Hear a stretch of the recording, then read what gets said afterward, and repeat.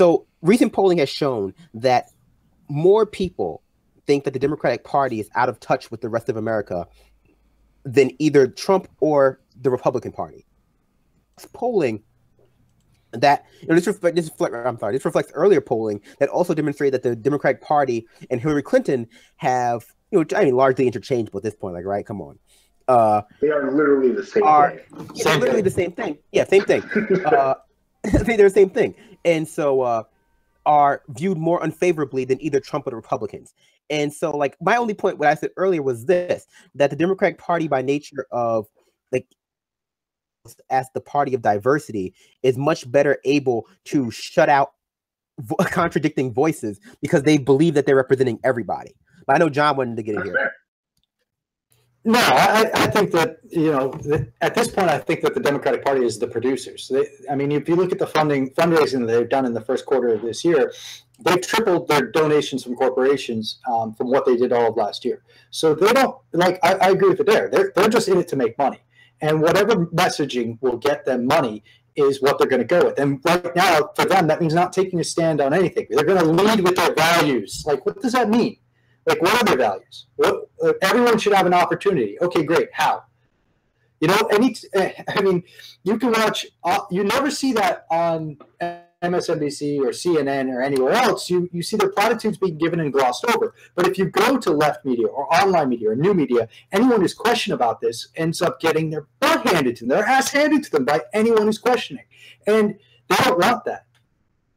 The media stays away from those hard questions.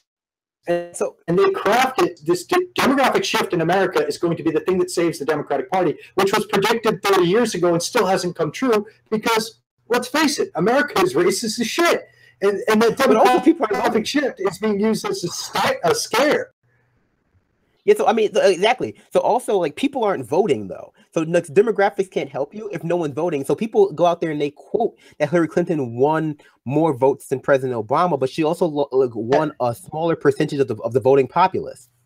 Right. And look at who she voted. Look at who she ran against, and look at who John makes a good point. So let's break this down. Let's break down like why Democratic Party is probably less popular than the Republican Party or Donald Trump. And I would say it's for two reasons. One is what John laid out very eloquently is that they have no proactive message.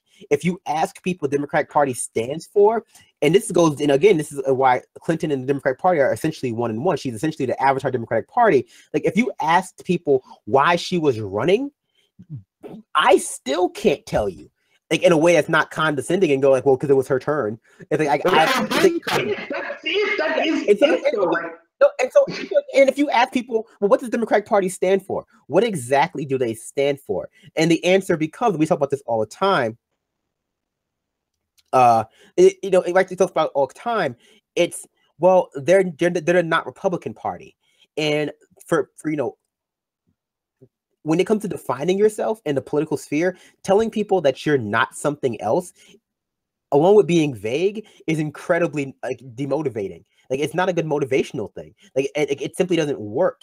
And so, like, it's hard to view a party favorably when you can't, condense their ideology or their platform or whatever position they have into a small, easily digestible package. Like, I know what the Republicans stand for. Like, the Republicans are very open, and well, not very open, but the Republicans are very vocal in their proactive message. Their message is horrible, but they're vocal with it. The Democratic Party doesn't really have a message. At the same time, the second reason why they're probably less popular is because they've essentially abandoned their base to run for the center.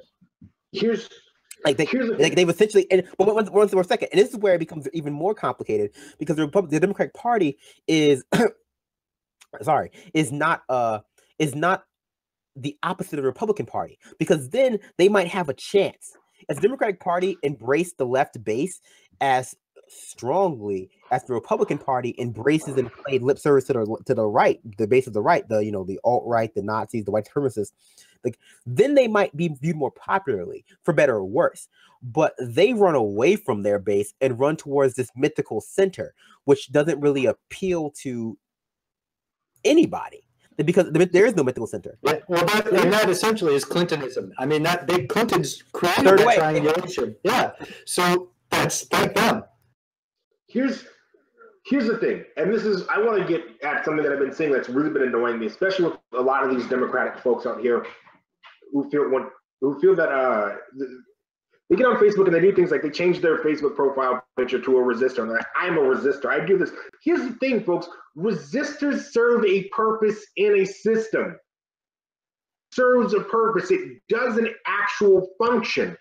Your idea of I'm just going to say no because I don't like Donald Trump is not resisting. There is an unwillingness by Democratic affiliated people to sit down and critically think about what their own ideologies are, because if they do, they have to either come to one of two conclusions: that A, the Democratic Party is not for them, and because they are typically, you are in this country, are very, very often culturally, whatever your political ideology is, not many of us actually take the time to sit down and coherently think out, what is my ideology? We take it on what we were raised with. That is our culture. That is a part of who we are. It is passed down. So if they sat there and they actually took a minute to think about it, they would realize the Democratic Party is incredibly conservative. This idea of the mythical center not existing is very factual, because they're not running towards the center. They're not running towards even a mythological center. They're running towards the right. They're actively and very hard campaigning to take Republicans. They're actively campaigning as if they want to be the conservative party, which they are. You cannot have a left party in the United States when that party is full of capitalists.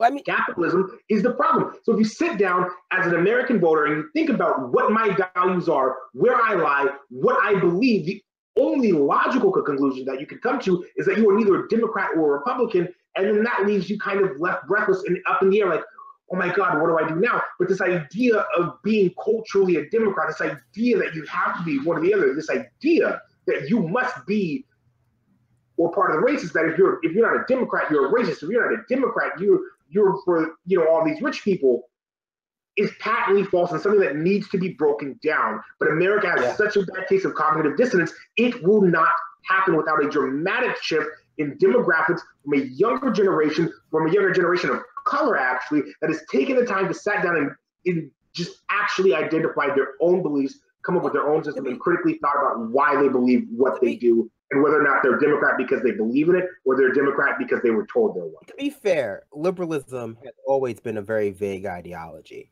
It's like, not, if you're not talking about like sort of classical liberalism, like liberalism as like a modern phenomenon is it's a very vague ideology. Even neoliberalism really is as well. I mean, you can point to certain aspects of it. I mean, liberals, so like one difference between liberals and neoliberals, and there is a few, right, are that no one self-identifies as neoliberal. Like no one goes out and says like I'm a neoliberal. I want to quickly touch on what Adair was saying and just say I think that part of the gambit of what the Democrats are doing essentially is that they think that they could be the corporate party, and that essentially the parts of the Republican Party that are splintering off from their control, the Donald Trump faction, the anti-trade, the isolationists, that section, that by exploiting the gaps between them and the Republican Party, that they can drag Democrats into accepting the Democrats being the corporate party along with being the social justice party. So social justice mixed with corporations is essentially where they want to take, in social justice sans any sort of economic justice, which obviously is going to be lacking. But go ahead. Yep.